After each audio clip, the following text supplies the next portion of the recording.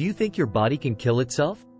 Have you ever heard the story of how your brain does not recognize or acknowledge your eyes because if it does, it will eat it? Now imagine your body attacking your organs, how it attacks bacteria and viruses, and by your body I mean your immune system. Now imagine that the part being attacked is your thyroid gland. In medicine we call this autoimmune attack or diseases. For us to fully understand what happens when our immune system attacks our thyroid gland, we need to know what thyroid gland is and its function in our body. Thyroid gland is a butterfly organ located in front of your neck under your skin. And what does this organ do? The first and most important function is cellular metabolism. Thyroid hormones increase the metabolic rate of almost all cells in the body. They do this by stimulating cells to consume more oxygen and produce more energy. As a result, when thyroid hormone levels are high, cells work harder and burn more energy. This process helps regulate your weight. This is why people with hyperthyroidism seem to be skinny, because thyroid hormones are burning more energy and fat than needed, and those with hypothyroidism seem to be fat because there is low metabolic rate. This leads us to the second function, heat production. The increased cellular metabolism and energy consumption lead to increased heat production in the body, through cellular respiration and thermogenesis.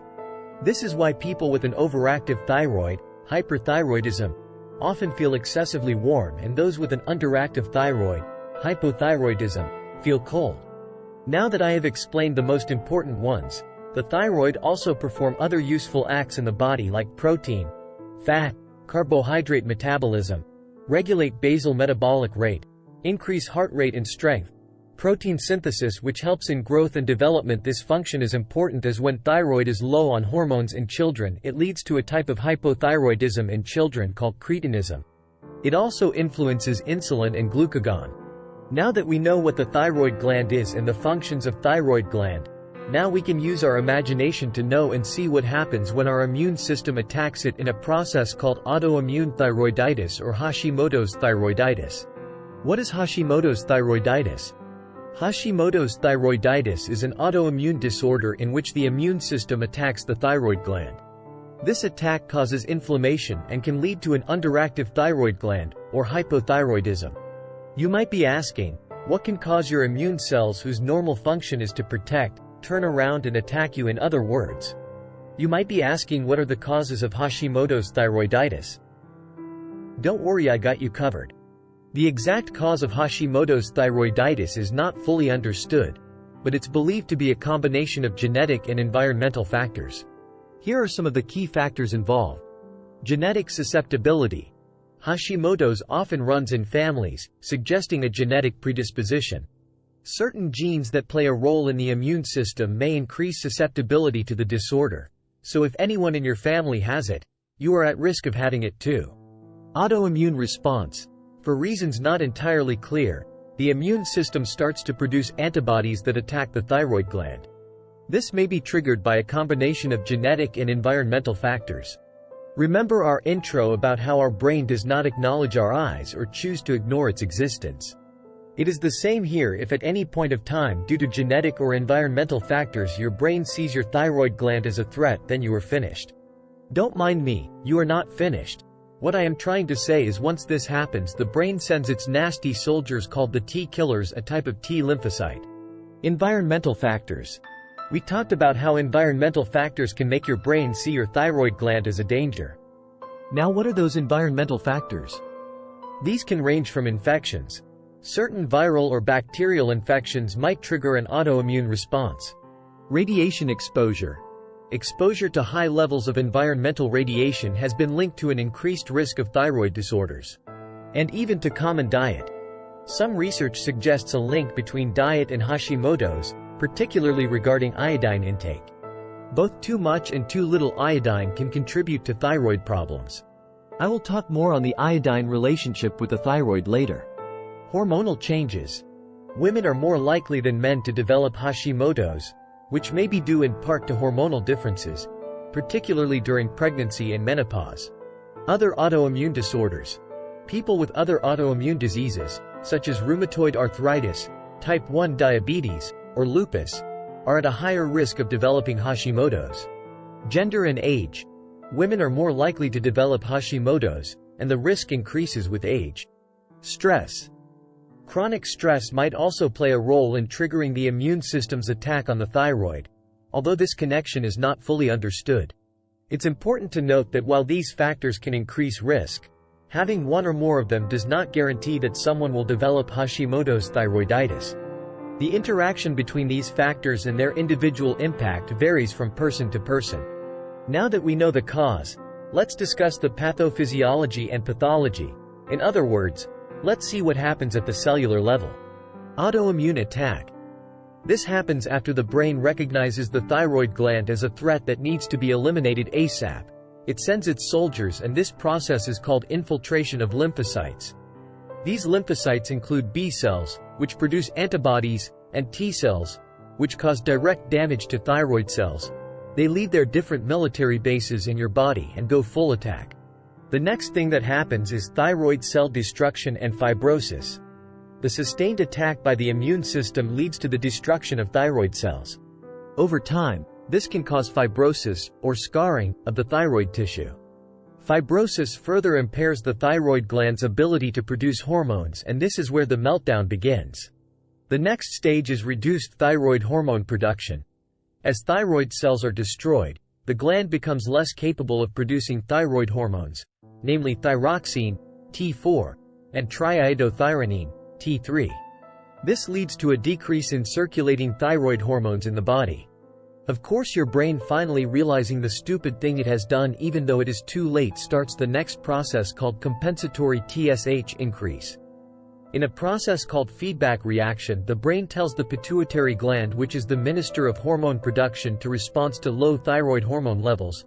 The pituitary gland agrees by telling its chief of staff, called thyroid-stimulating hormone, to convince the thyroid gland to produce more hormones even though it has been attacked and weakened. In the early stages of Hashimoto's, this compensation might maintain normal thyroid hormone levels. But over time, the next process starts, which is progression to hypothyroidism. You might ask, why does this happen even when the brain already realized its mistake? Well, once an attack has been called, those stubborn soldiers called T-killers don't stop until they have killed everything, and continuous decrease in thyroid hormones leads to the big bad called goiter formation. Now you might ask why this happens. Well, this is called double attack. Your brain is double stressing your thyroid gland. Increase in production of thyroid-stimulating hormone leads to overload of the thyroid gland, leading it to swell. That is why those with goiter have swollen big necks. This can even lead to further chronic inflammation. Chronic inflammation from the ongoing autoimmune process can lead to further damage and dysfunction of the thyroid gland. Well, that was a long story, but I felt it was necessary to know what happens inside for you to understand the symptoms those with this disease feel on the outside. What are the symptoms of Hashimoto's thyroiditis? Well, according to the pathophysiology, there are stages to this disease, so people with it feel different symptoms at different stages. Euthyroid phase. This stage is the initial stage of autoimmune attack. There might not be a noticeable symptom, but certain individuals experience fatigue or slight change in mood. Subclinical hypothyroidism. Thyroid function begins to decline, but not enough to cause full-blown hypothyroidism. Blood tests show elevated TSH levels with normal T4 levels. Symptoms are often mild or absent. They may include subtle changes in energy levels, mood, and metabolism.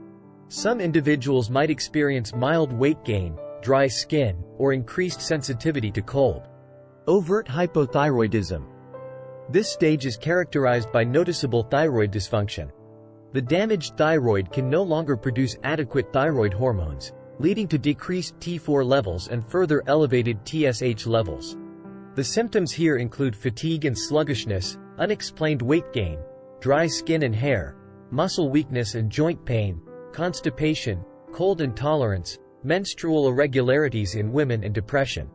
Atrophic phase. This is a late stage of Hashimoto's thyroiditis. The thyroid gland may shrink, thyroid atrophy, and there's extensive thyroid cell damage and fibrosis. Symptoms of hypothyroidism can be more severe due to the significant loss of thyroid tissue and function. Continuation or worsening of earlier symptoms like fatigue, weight gain, and cognitive difficulties are common. Progressive nature. Hashimoto's thyroiditis is typically a slowly progressing condition, and individuals may remain in one stage for many years.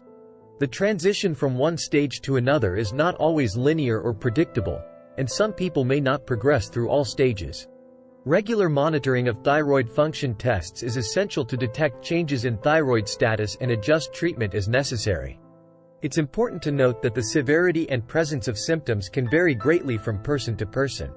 Some individuals may experience significant symptoms even in the early stages, while others may remain largely asymptomatic until the later stages. Before we talk about treatment and prevention, let's talk about the complications. What are the complications of Hashimoto's thyroiditis? Hashimoto's thyroiditis can lead to several complications, particularly if left untreated or not adequately managed. Here's a list of potential complications. Progression to hypothyroidism. The most common complication is the development of hypothyroidism, a condition where the thyroid gland doesn't produce enough hormones, affecting metabolism and various body functions. Goiter. Continuous stimulation of the thyroid gland by thyroid-stimulating hormone, TSH, can cause the gland to enlarge, forming a goiter. A goiter can lead to discomfort in the neck, difficulty swallowing, or breathing problems. Heart problems. Hypothyroidism can lead to an increased risk of heart disease and heart failure. This is due to its effects on cholesterol levels and potential to cause a slowed heart rate, bradycardia. Mental health issues. Prolonged hypothyroidism can lead to depression. In advanced cases, severe untreated hypothyroidism can lead to a rare, life-threatening condition called myxedema coma, which can cause intense confusion and unconsciousness. Pregnancy complications. Women with uncontrolled hypothyroidism due to Hashimoto's may have difficulty getting pregnant. If they do conceive, they're at a higher risk for pregnancy complications like preterm birth, low birth weight, and miscarriage. Birth defects. Babies born to women with untreated thyroid disease may have a higher risk of birth defects compared to babies born to healthy mothers. These children are also more prone to serious intellectual and developmental problems. Increased risk of other autoimmune diseases. Individuals with Hashimoto's are at an increased risk for other autoimmune disorders, such as type 1 diabetes, rheumatoid arthritis, and Addison's disease.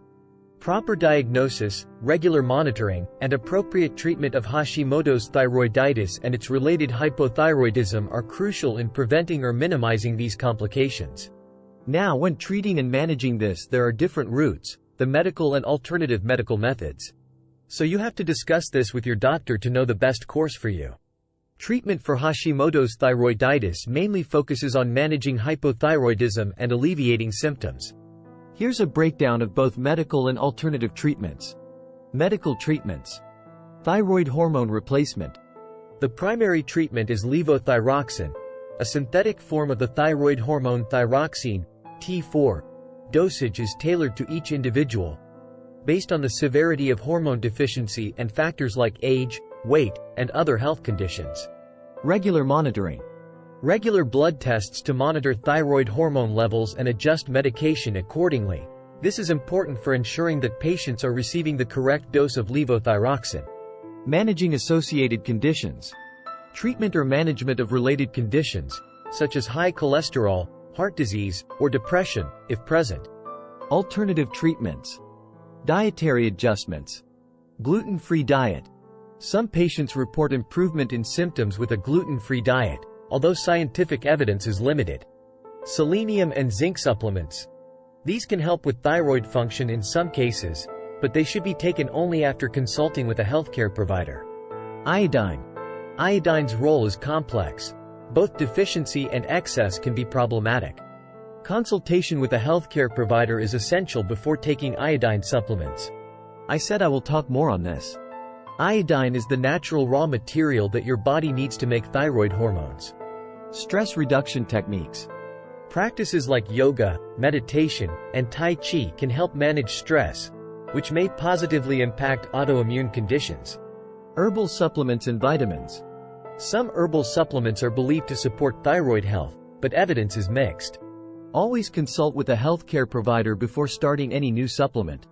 Vitamins like B12 and D may be beneficial, especially since deficiencies in these vitamins are common in hypothyroidism. Acupuncture and homeopathy. Some patients seek relief from symptoms through acupuncture and homeopathy, but scientific evidence supporting their effectiveness in treating Hashimoto's is limited. Important considerations. Personalized treatment. Treatment should be individualized, taking into account the patient's symptoms, thyroid hormone levels, and overall health. Monitoring and adjustment. Regular follow-up with a healthcare provider is crucial for monitoring the condition and adjusting treatment as necessary. Consultation before supplements. Before starting any alternative treatments, especially supplements, it's important to consult with a healthcare provider, as some can interfere with thyroid hormone levels or medication. The effectiveness of alternative treatments can vary greatly among individuals, and their use should be considered supplementary to, rather than a replacement for, conventional medical treatment. Is there a way to prevent this? Yes, there are. Preventing Hashimoto's thyroiditis, especially considering its autoimmune nature and the influence of genetic factors, can be challenging. However, there are measures that can potentially reduce the risk or mitigate the severity of the condition. Regular medical checkup. Early detection through regular medical examinations can help in managing the condition more effectively if it develops. Adequate selenium and iodine intake. Selenium plays a role in thyroid health. Ensure a balanced intake through diet or supplements, but avoid excessive amounts. Maintain appropriate iodine levels, as both deficiency and excess can affect thyroid health. Healthy diet and lifestyle. A balanced diet rich in fruits, vegetables, lean proteins, and whole grains supports overall health and can help maintain a healthy immune system. Avoiding processed foods and excessive sugar can also be beneficial. Stress management. Chronic stress can negatively impact the immune system. Techniques like meditation, yoga, and regular exercise can help manage stress. Avoiding smoking. Smoking has been linked to various autoimmune diseases and can affect thyroid health. Monitoring during pregnancy. Pregnancy can trigger thyroid changes. Women with a family history of thyroid issues should have their thyroid function monitored during pregnancy. Be cautious with radiation exposure. Family history awareness. If you have a family history of Hashimoto's thyroiditis or other autoimmune diseases, regular screening can help in early detection. Moderate alcohol consumption. Excessive alcohol consumption can negatively impact thyroid health. It's important to note that these measures are not guaranteed to prevent Hashimoto's thyroiditis but may help reduce risk or severity. If there are concerns about thyroid health or symptoms suggestive of a thyroid disorder, it is advisable to consult a healthcare provider for proper evaluation and guidance. In conclusion, Hashimoto's thyroiditis is a significant autoimmune condition where the body's immune system erroneously targets the thyroid gland, leading to chronic inflammation and often resulting in hypothyroidism. Its exact cause is a complex interplay of genetic predisposition and environmental factors. Although there's no cure for the autoimmune aspect, effective management primarily focuses on treating hypothyroidism, primarily through thyroid hormone replacement therapy. Early diagnosis and regular monitoring are key to managing this condition and preventing complications. Lifestyle factors like a balanced diet, stress management, and regular medical checkups can play a supportive role in overall management. Understanding Hashimoto's thyroiditis is crucial as it not only affects thyroid function but also has far-reaching impacts on various aspects of health and quality of life. Thank you for watching this video. The goal is to spread awareness and help people live healthier. So I hope you can use what you learned in this video to help people around you who might be at risk of this disease. If you are new on my channel, please like this video and subscribe so that when I make new videos like this you will be among the first to see it. Arigato.